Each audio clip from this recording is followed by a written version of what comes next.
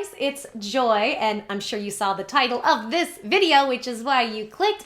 Today we're going to be talking about, actually I have a couple videos coming out because wow, H3 really brought it, and they had D'Angello Wallace on there. So it's pretty interesting, and I gotta tell you, I liked the conversation between the two. I guess, you know, D'Angello Wallace has had some criticisms of H3 and Trisha Paytas and some different things, and we know D'Angello Wallace, and by the way, this is no put down, no shade to D'Angello. You know, he's done very well for himself in a very quick time on YouTube. More power to him. I'm happy for his success. And the thing that really shot him over the top, where he went from like 300,000 to a few million subscribers, was a big expose on Shane Dawson. Now, I'm going to ask everybody, please keep an open mind with this video. I'm really going to ask you to do that. And I also want to give some disclaimers. Disclaimer number one. I don't know why I'm numbering these. Maybe I'm just going to forget. This will just be one big number one. I am not going to sit here and defend any past behaviors of anybody if they were awful or hurtful or damaging. So please understand, that's not what this video is about. This video is about analyzing what Ethan and Hila from H3H3 and D'Angello Wallace said in regards to Shane Dawson, because D'Angello has really pulled up a lot from Shane's past, and it's painted Shane in a very dark light. Now, if you guys want to know some of my other opinions on Shane Dawson, I have done a few videos. It's not really a popular opinion, but guys, and I've said this before, when you come on this channel, I want to give you as many perspectives as possible on a situation. You're not always going to hear a popular narrative from me. I want to just give you as much information as I can see with something, and then obviously you guys make your own conclusions, right? And I would never tell anybody what to think and how to feel. But I think there is more information and more context that goes into the story of Shane Dawson. Now, you know, full transparency, I'm not a super avid fan, but I started watching him, as weird as this sounds, I started watching him with the Jake Paul series. I'd heard of him, I just didn't know much. I knew that Onision kissed him, and Onision was like mad because they never hooked up or something like that. That's all I kind of knew of him, was from what I'd heard through Onision, since Onision was somebody like, you know, once or twice a year since about 2009, I'd be like, what's that weird vegan guy up to? And I would just kind of look around, right? But Shane actually put me in the Jake Paul series, biggest docu-series on the planet. I was shocked, and he shouted me out. He left a couple comments on my videos, and it was very kind, and I'm very grateful. But that being said, just because he was kind to me doesn't mean I'm going to have a bias. I'm just going to be real with you guys. So, but I do ask you, keep an open mind. And if you start getting upset with me, watch to the end of the video. Wait till you get all the information I'm going to talk about. So, as I said, we know D'Angello Wallace. He made a big expose on Shane, brought up a ton of stuff from Shane's past. But Ethan and Hila had some interesting things to say. In fact, a lot of the things they've said are pretty similar to what I've said. I want to kind of talk about and touch about and go over again. And if you guys want to know more about what I think, check out, I think I have 3 to 4 different Shane Dawson videos I've done where I give some perspective on this. So you can hear that there. I'll have links in the description. I'll have links out here. So go check out those videos. But let's go ahead and see what they have to say. And then I'm going to break some more of this down. Here we go. No, I try not to read emails. My manager takes care of all of that, because my problem is when I scroll through my own email, I tend to say yes to everything, which is not good because people come in with like the craziest offers. So instead, my manager just looks at all of that stuff and handles it. He's like, he does your emails. I love that. Way better at handling those kind of things. Because if you guys had left this to me, I would not be here right now. My time management skills are not on the same level as you guys. You have like a well-oiled machine. Well, thank you very much. We started 25 minutes late today. Yeah. Well, was that. it 25?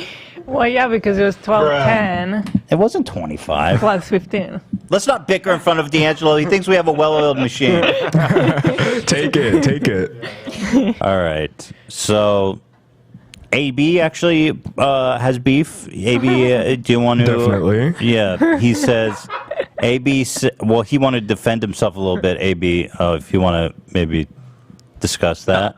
I said I'm a fan of D'Angelo. D'Angelo has the beef. He said he has a beef with me. A beef. A beef. Well, you know, so okay, this is stupid. Who cares? I want to talk about the Shane thing. Same. So the Shane thing was. By the way, we loved watching your videos. Oh yeah, we went on a marathon. I watched all three. I watched the Shane. I watched the Jeffree. I watched the Tati. Yeah. I watched the Blair White. And I watched the. Wait. Oh, you watched. You didn't watch the Blair White. Yeah, I went on. Hila went to bed, and I kept watching. Yeah, you stay up all night. Yeah. Passive aggressive. So okay, the Shane thing. Yeah, there's so much disturbing behavior in there. It's really bizarre. Really. It's true. So I knew a lot of it, but actually, your video had even more than what I knew about. Is Shane just like the chances are? I don't know anything about Shane, so I'm just going off the cuff here. But my take on Shane is that he's obviously a disturbed person who was probably traumatized as a child through some kind of abuse, which is probably the reason why he doesn't know how to tell what's appropriate way to interact and joke about sexual things. And that's how I see that. Yeah. And not to excuse his behavior, right, but that's how I see it. So I don't know. What's the solution with Shane, in your opinion? Can he ever come back to YouTube, or like, what do we do? Tell me what to think about Shane. It certainly raises a lot of questions in terms of when you have creators who don't set boundaries for themselves, but then they kind of get this giant platform, like whose job is it necessarily to set that boundary? Definitely not mine. Definitely not yours. We don't have the power. YouTube has done what it's done. They even did take some of their own action at one point, temporarily demonetizing him. But as far as whether or not he should come back, I mean, from a business standpoint, this is where he is, you know? Logically, I'm sure he'll be back at some point throughout the year. I mean, at that point, I won't have anything to do with it. But I think it raised a lot of questions about how much people are willing to put aside in order to watch, you know, their favorite creator, if you will. But as for like, where do we draw the line? I don't know. Because all I can do is really just draw attention to things. You know what I mean? Right. I can't. I'm certainly no arbitrator, nor do I try to be. Well, I have to say, I was super impressed with the quality of your video and the depth of research. I thought it was freaking phenomenal. And the way that you presented it was super good. So I do think the praise is warranted. I think the hype is warranted with D'Angello Wallace. And I recommend that Shane video. You know, it was like, I knew about like the weird sexualization with kids and we've stuff. talked about a lot of it ourselves on our podcast a while ago, but still watching your whole video kind of put it in a deeper perspective, because you did have more than we knew of, and seeing it all together. Well, dude, there was like the animal stuff. I saw all that put together, I was like, holy smokes. The animal stuff was really weird to me. I'm one of the people, to be quite frank, that always believe that cat story. It's just way too detailed, bro. It's just way too detailed. And when he's telling that story, he's not kidding. I think he jizzed on his cat. Comments? Certainly no more comments than I've given in that video. I mean, I try not to waste people's time. I definitely understand like the image that I'm putting forth on YouTube.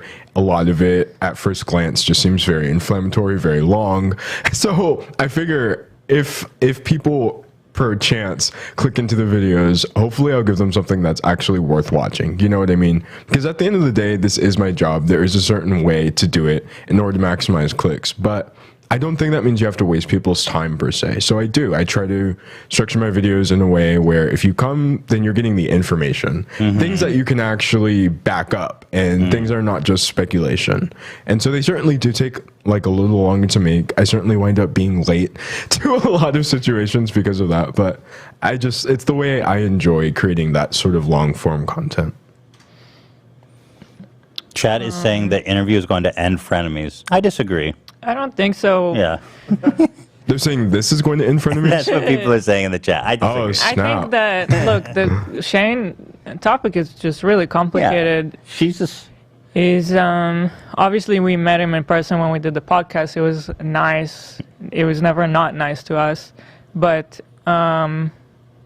all the stuff that are pointed out about him are definitely things worth talking about because he does have a big platform. And I think if anything, it's really important that he gets to come to terms with his issues and work on them. I don't think anyone should be just canceled to oblivion and not be able to work on himself and see where things go, you know? I don't think that's a healthy approach for anyone. Well, like I said, I speculate that it comes from a place of deep trauma in his own life. Yeah. I know he's hinted that he's been abused, right, as a child, but I don't think he's ever specifically said. So it's it is a tough situation, you know? Like, when you compare Shane to someone like, let's just say, Chris D'Elia, who also got canceled last year, like Shane, correct me if I'm wrong, but when I say something like Shane didn't necessarily, well, I guess it's not necessarily true. When I say Shane didn't really do, there was like victimless crimes, you know what I mean? But how would you say to that? If I said, well, Shane is just kind of perverted, but it's more about like didn't really inappropriate stuff done on video, and I think it's like what you said, that he doesn't understand what's appropriate or not appropriate. And well, would you say that Shane doesn't have any victims? Do you think that's a appropriate description?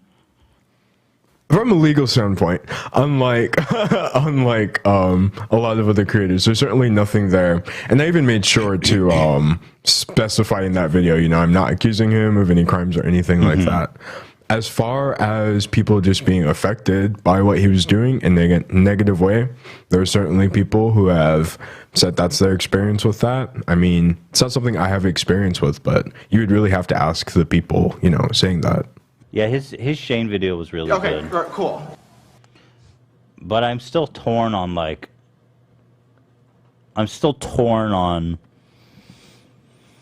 I personally don't think Shane is a bad person. Like I keep saying, I think it's just a dude who's deeply disturbed and traumatized and doesn't know where the line is, you know? Yeah, I mean, hopefully during this time he's actually getting to really disconnect for a moment and just kind of like work on himself. I'd like to think if he does come back that he'll, well, you know, people are saying you didn't mention the part about Shane being racist. Oh, right. You're right. I didn't. Yeah, the racist was brutal, actually. I totally forgot. There were so many pieces. Honestly, yeah. I think people should watch that video. It is really good. There was so much, which is why I didn't even try to get into it. I totally forgot. But, like, yeah, I mean, so the racist was pretty brutal. He had, like, he did blackface, like, actually, he made a really funny point in his video. He said he did blackface more often than he did what makeup, or what was it? Oh yeah, because he was saying he was a beauty YouTuber, so he has more blackface videos than makeup videos because he used to do it so much back in the day. Also, what I like that D'Angelo showed is that saying that was okay at the time. Like, he kind of showed how that's just not true. Even at the time when those were made, that was not okay. He is a really his videos are really, really well put together. I'm super impressed. Yeah, he made a super compelling argument that, like, people used to be edgy, right? But people didn't just used to wear blackface for the sake of wearing blackface. And he compared it, for example, to, like, Jimmy Kimmel has this notorious bit where he used to go all black body and do a Karl Malone bit. And the thing is, like, Shane's blackfaceness didn't really contribute anything to the joke. It was literally just blackface. And also, he was like in just kind of like in a bad way, like the stereotypes. Yeah, like in a bad way. Yeah. And also, like, he showed back in the day he would just make like really terrible black people jokes too. It was like, I was like, whoa. It's tough. I was like, whoa, when you see the whole picture. It's really tough to take it all in. It's a lot. But I do feel that Shane is someone who is willing to be as outrageous as possible to get a laugh, and I think that's what. He doesn't understand the border. But it was a great. I mean, watch it and decide for yourself. You know, that video definitely does deserve all the views it has. All right, y'all. Time to get into my notes. so we can see what is going on. I think Ethan and Hila nailed it. I will say too, I had never seen D'Angelo live.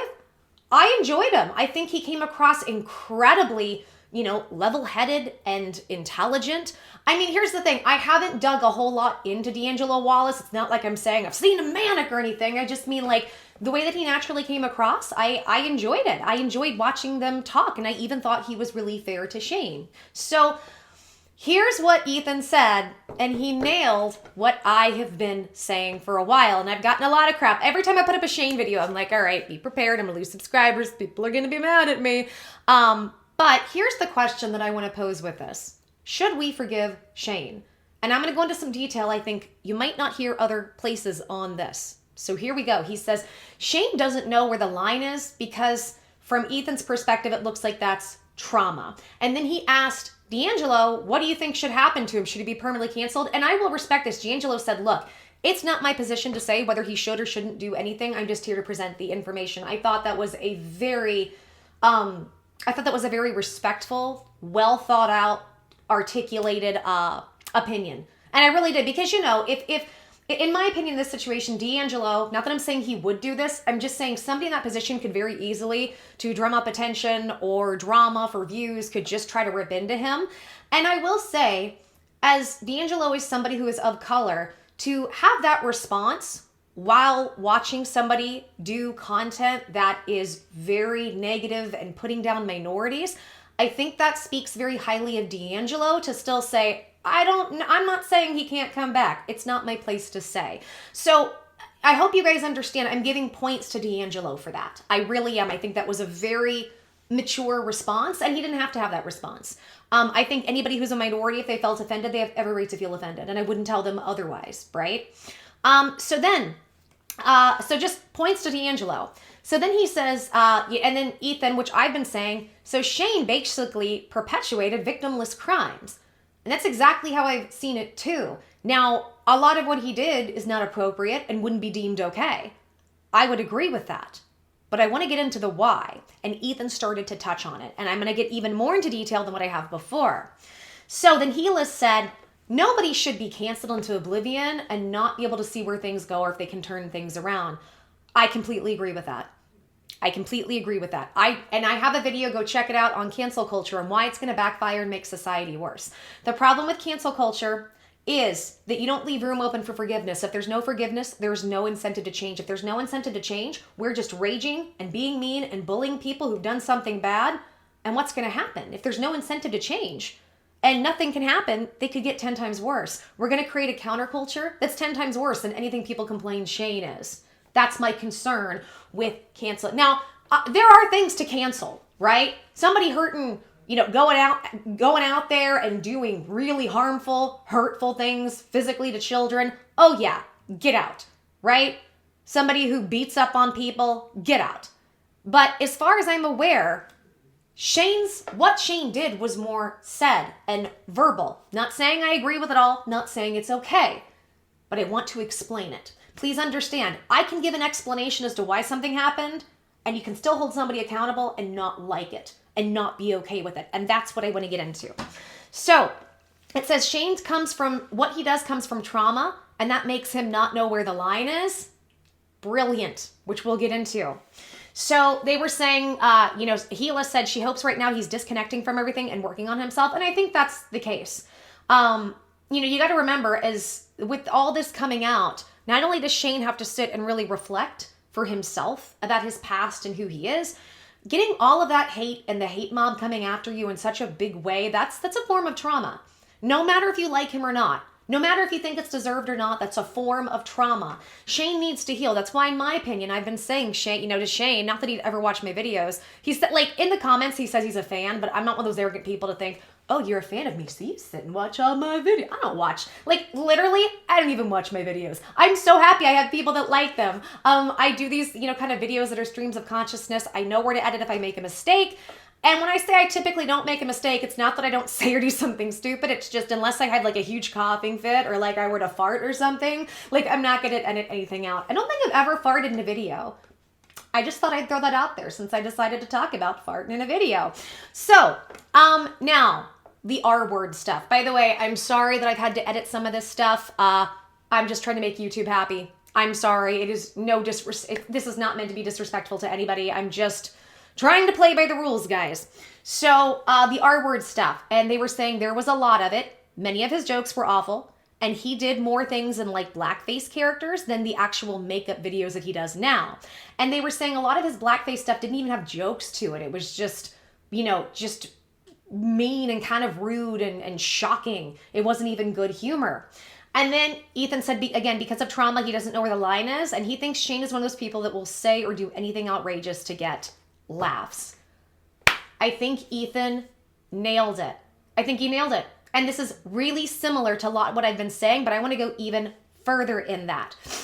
So Shane has admitted, just so you guys are aware, that he did go through abuse. Physical, mental, emotional, and where adults are forcing themselves onto you. So Shane, as far as I'm aware, has been very open that has happened. I want to tell you guys, I am somebody that grew up with abuse and trauma. Now, I'm lucky, and I've told this story, so I'm not going to go too much into like a ton of details about it. But here's what happened in my situation. Aside from, some physical, everyday mental and emotional, we're talking it was like literal programming where somebody, for years of my life and my siblings' life, we were woken up every morning to blood-curdling screaming. It would last between an hour or two. We walked to the bus stop every morning for years crying. I had a parent that I don't even think it was undiagnosed mental illness because everybody in the family tried to get her to do something. She wouldn't. I think this is just somebody who has little to no self-control of their emotions and doesn't care. Like, this is a bully. Doesn't care who they hurt. Like, a hairbrush or a barrette could be missing. Lose her crap. She wouldn't calm down until she had her shower, her coffee, her morning cigarette. And it's just what it was. And it also happened when she came home. So it was constantly, everything was taken out on the children. Now, in regard to the, adults being physical aspect, I was never touched, and I opened up about this recently, and this is something I've just really been processing. I had an adult male who was supposed to be a father figure since I was 8. He was a bully to me up until about 11, 12 years old when I went through puberty and started to develop as a woman. All of a sudden, the bullying changed to nonstop sex jokes. Nonstop. And I thought, this is how you interact with men. I didn't know. I also was a performer, and my mother was very much a stage mother, and she really pushed me to be overly flirtatious with people. And I was always an affectionate kind of person and maybe kind of flirtatious by nature, but this was kind of something my mom did because she wanted to live through me, and she wanted to be the person all the guys wanted. And that's not necessarily who I wanted to be. I thought that's what I was supposed to be and supposed to do. Does that make sense? And the moral of the story is, in my mid-20s, this is what I thought this is how you're supposed to deal with men. In fact, I came up with the weird conclusion that this is actually how you disable men from wanting to hurt you or use you. If you immediately are upfront, joke about sex, and you set boundaries, they'll respect you. It ended up being the opposite. Men thought I was flirting with them. I confused them. And that wasn't my intention. This is what I grew up with. This was the only father figure I knew. And then in my mid-20s, here's what happened. A boyfriend had seen us interact. And the boyfriend said, I think you need to stop the sex jokes. And I was like, why? We're just joking. And he was like, this isn't just joking. Something's not right. And I'm like, you don't know what you're talking about. And I swear it was like premonition. A day or two later, my mother would kind of go, quit it, when her boyfriend would do these things, or this father figure. And one day when I was 25, he said, what? I'm not going to stop talking to her like that. I don't care. And then went into graphic detail about all these sexual things he wanted to do to me, and made sure to end it and follow up saying, she's not my daughter. I can do whatever I want. That's when it hit me. And I spoke up about it. I spoke up to a sibling. You know what happened? I was called a liar, even though we had my boyfriend a witness. We confronted my mother about it. I was called a liar, and I was ostracized from the family. And we have to make up horrible, terrible rumors about me because obviously it's not true, even though we had a witness there. So my point is to say I wasn't touched. But I understand when you grow up in abuse and trauma and in the wrong environment with toxic people, how that can shape you. And I will tell you, I am somebody who has incredibly dark humor. And that's the other thing, guys. People who have very difficult, stressful jobs, we're talking like construction workers or people who are in the military, most of them get by with very dark humor. And the reason is, when things are so difficult, you will do anything you can to make your situation light. And I'm not trying to compare these things. I'm just going to give an example. So a lot of the Jewish people who, God bless them, went through the horrible Holocaust that should have never happened. You'll hear different accounts of them saying a lot of how we got through this stuff is we joked with one another. We made jokes all the time to cope with our situation. It doesn't mean they were okay with what was going on. It was a coping mechanism. And my generation very much had that. Hold on, y'all. Sorry. Still getting over something, so I got to drink a ton of water. Okay. By the way, I'll give you all an update on that soon. I will have an update here because I got my test and everything, so I'll let you guys know. Okay, so here's what I want to explain that I feel like maybe I didn't go into enough detail because I've seen a lot of people in my comments and a lot of younger people who are confused by my Shane videos. They're like, we love all your other stuff, but then you just defend Shane to the hilt and it doesn't make sense. And actually, I've been talking to a few of those people, and once they kind of see my perspective on it, they get what I'm trying to say, and they're like, I can see your point. Doesn't mean we agree, but they can understand I'm not just gonna blindly defend somebody because I'm a fan. They understand what I'm trying to say. The reason I have been so big on speaking in a positive, on Shane's behalf, there are two reasons. And the one I want to talk about right now, the one that I want to go into, aside from cancel culture doesn't work and that I think Shane has made changes, guys, and this is where I'm going to disagree with D'Angelo, and it is no disrespect to D'Angelo, but D'Angelo, my understanding is he's kind of young. He just graduated college, right? He didn't grow up in the same generation that I did. That's not a put down. It really isn't. That's just me explaining that there's a huge generational gap. Let me explain what was popular when I was in high school. I don't know if anybody remembers this or any of the younger kids know about this. There was a show called Jack Blank SS. This was one of the first big kind of, like, I don't know, I wouldn't say reality shows, but show of its kind. And first it was Tom Green. And if you guys have ever seen Tom Green, that's insane. Tom Green started it, right? This is the Tom Green Show. If y'all remember that. And then shortly after that, Jack Blank followed it. Jack Blank was just about like a group of young dudes who would run around doing and saying crazy, horrible, offensive, dangerous stuff just because it was wildly popular. They had like 3 or 4 movies. And I think people could look back at that and go, oh my God, those people were misogynistic and they were, blank phobic and they were the R word and they were all of these things. How could this have happened? Look at South Park.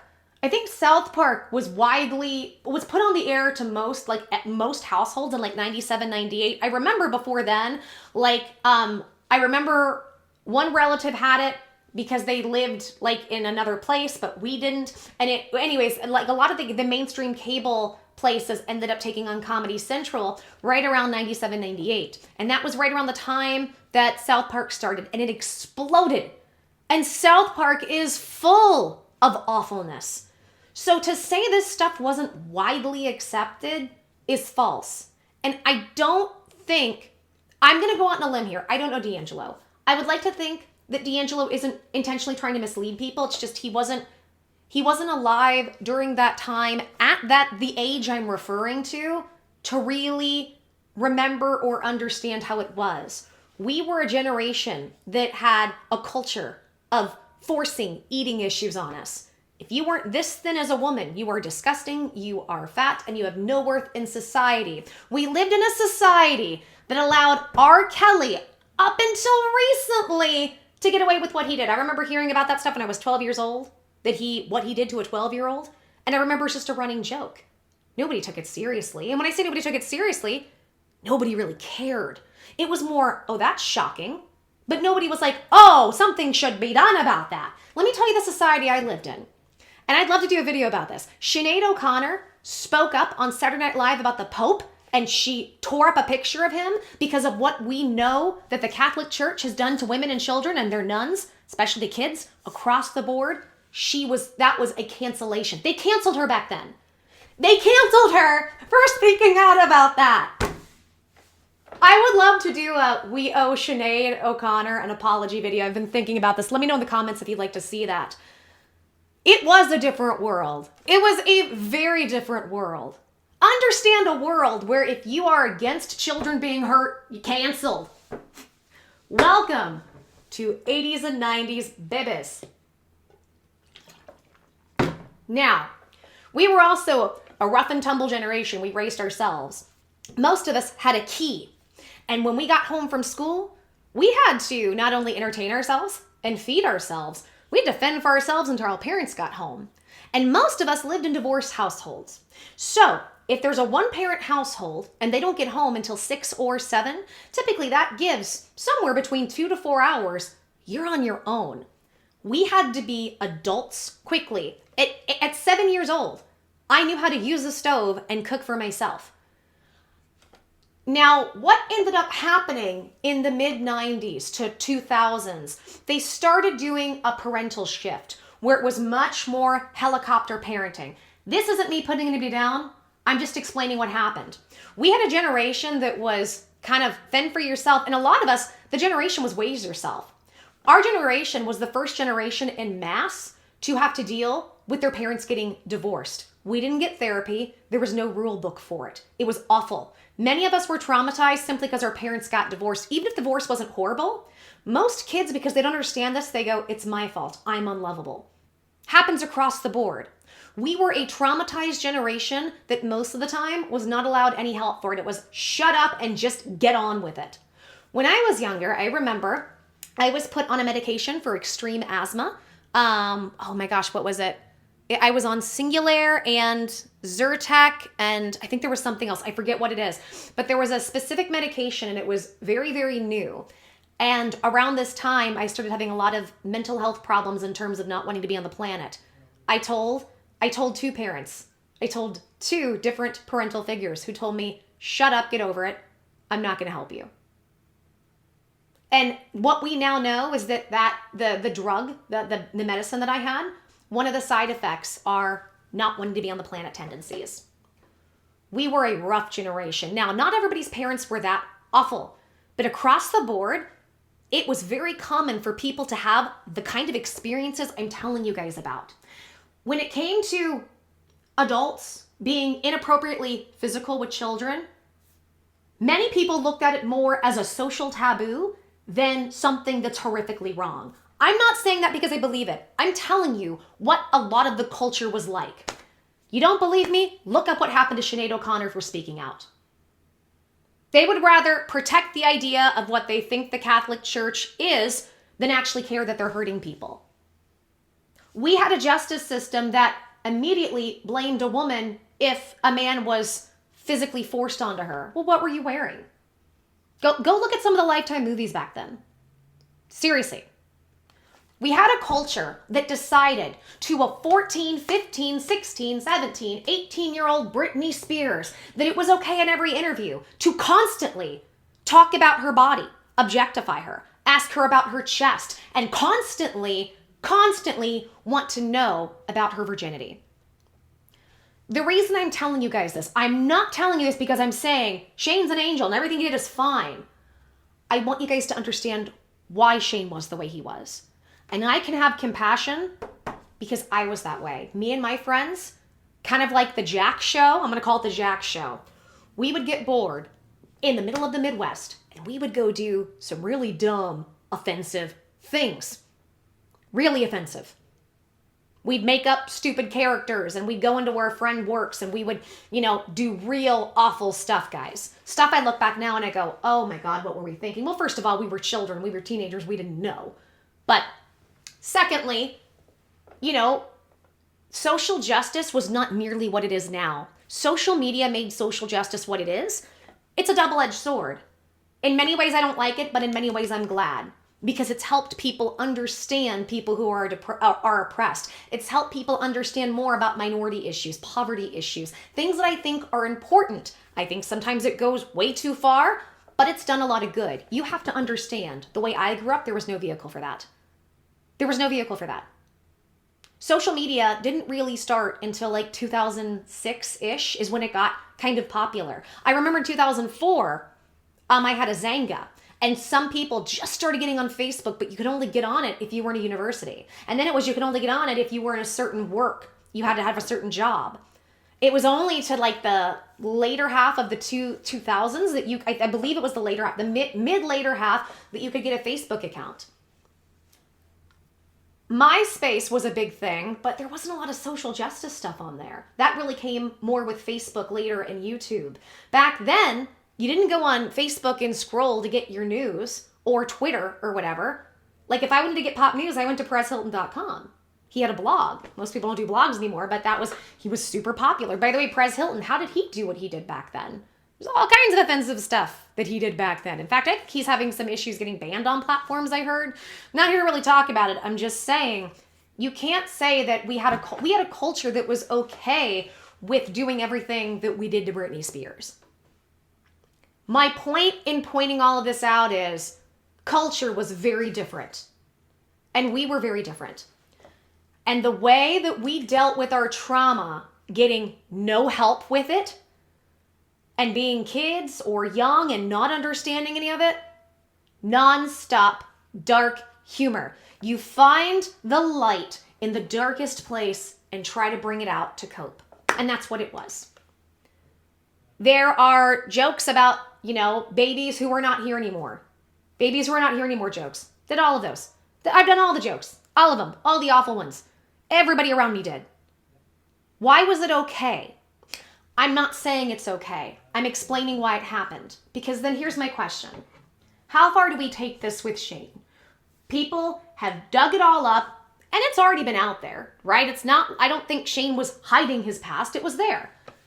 But people dug it up and decided to put it out there. And that's fine. I guess people have a right to do that if that's what they want to do. But people say he shouldn't come back. Then here's my question. How do we cancel a whole generation? Why were shows like The Jack Show popular? Why was Tom Green popular? Why did Shane get so popular and barely anybody said much about what he was doing? Why didn't YouTube restrict him back then if it was so bad? I'm not saying it was good. Try to hear me here. Why was no action taken and why was he allowed to become popular? Why did people enjoy this content? Because we didn't know any better. So, if that's the case, then the whole generation was messed up. So here's my question. How do we cancel a whole generation? We're talking boomers, Gen Xers, some of the millennials. How do we cancel them? Do we cancel a whole generation who was okay with this? Who jumped on board with it? Thought it was fun? Who liked that kind of thing? This is my thing about Shane and my thing about this topic and society and culture as a whole. If we don't have forgiveness, there's no incentive to change. And the same generations, like Shane's generation, my generation, that laughed at that stuff and thought it was funny, also we tried to help make social platforms so that minority voices, poverty voices, different voices could be heard and we could make social change. And when we became aware of it, for some people it took a little longer, that's okay. We need to change. And guess what Shane did? He changed. One argument that I've heard from people is they've said, all of a sudden he's a super empathy guy, but before he was horrible. I'm very empathetic. And I've had all kinds of dark humor. In fact, I've gotten in trouble for dark humor. People didn't understand. And I probably didn't apologize it correctly, or I didn't explain things correctly. I didn't handle it correctly. And I can look back now and see that and go, oh, okay, I see what happened. Right? And I can own up to that. I've made changes in myself. I've tried to be way more understanding and compassionate to the plight of minorities. I have lots of opinions back and forth about things, but I also see, a situation where we've disenfranchised people and we've kind of in many ways, force them into poverty with this illusion you can get out of it. And then we vilify them when there's a lot of crime, when it's not the fault of the minorities that they're a crime. It's that when you have poverty, you have crime. There are scientific studies about this. When I really started diving into the science behind some of this, I went, whoa. And as you guys know, being chronically ill, nobody ever stands up for us. I've said this joke before about the chronically ill people, so forgive me if you've heard it. I've said, why don't the chronically ill and the disabled rise up and try to have revolutions for themselves and make social change? We're too sick to. Nobody cares to advocate for us because it is still in our society. We still look at people who are disabled or chronically sick as weak and lazy, and you are taking something from me if you're living off the government, even though we are way below the poverty line when we even get any help. And I know as a chronically ill person, I do YouTube because this is what I can do, unfortunately. I can't go do a normal job. I don't know if that I ever could be able to, and I have no help anywhere except from an ex. It's just a mess. So, I'm really glad that Ethan talked about Shane's trauma. Here's another thing. The way that we were, because things were so extreme, we joked in extremes. And a lot of times, you would just say and do as much craziness and outrageousness as you can so that you would make somebody laugh. That's why the Jack Show was popular. That's why it was popular. That's why people liked it. That's, in my opinion, what Shane was doing. That's why I think a lot of these clips of him, not all of them, but a lot are taken out of context. Some of the joking he did, where he's like, I can hear the sarcasm with him because I grew up that way too. I grew up that way. So how far do we take it? I would love to hear your comments. Tell me if you, by the way, if you think I'm wrong, that's totally okay. That's your business. But society was okay with this back then. And I've given you several examples of how. If that's the case, if you still feel Shane needs to be canceled, we all need to be canceled. All of us. So let me know what you think into how society should punish a whole generation, about 3 generations of people. How do we do that? Also, greatest generationers if they're alive. They were more prudes, but they also weren't going to necessarily speak up about what was going on. So, I'm serious. How do we do that? My opinion is this. It is, I don't really like when somebody's trying to change to go back in somebody's past and X, Y, and Z, because I feel like it's just a form of trying to hurt their reputation, create toxicity for them. But I also, unfortunately, I don't think it's necessarily off limits. If that's what you choose to do, you can. But we have to come back as a society to at least some moral values of some type of forgiveness. Shane has tried to change. You can be empathetic and still really enjoy the dark humor because you've had a lot of trauma. Shane might have not done things perfectly. Maybe his apologies weren't perfect. Maybe the way he's come across wasn't perfect. I know there was a lot of stuff with that Taddy and James and all of that, which, by the way, I do not trust that woman. Lord have mercy from the things I've seen and heard. I remember when that James Charles thing happened, I was like, I call BS. And I was right. So, and not to toot my own horn, it's just, I've dealt with so many awful people that I can kind of see through certain things sometimes. Not all, like for instance, sometimes when it's people close to me, it's hard because I'm a people pleaser. And sometimes I get blinded by wanting to see the best in the people close to me. So it's a bit different. But people I'm not super invested in. So I just wanted to give this perspective for people and say, forgiveness is important. If we have no forgiveness, there is no incentive to change. If there's no incentive to change, society is going to get 10 times worse. Because, well, screw it. What's the point then? What's the point? And at that point, all of this canceling isn't really to make changes in society. It's just to bully. So we end up saying, this is awful. And then we just bully somebody and bully somebody. It's just going to make them a bigger bully. Now, I think, again, hold people accountable when it's appropriate, when it's due. Hold them accountable. But let's hold some space in society for forgiveness, especially when we've seen that person really try to make changes. Because isn't that what the journey of life is about?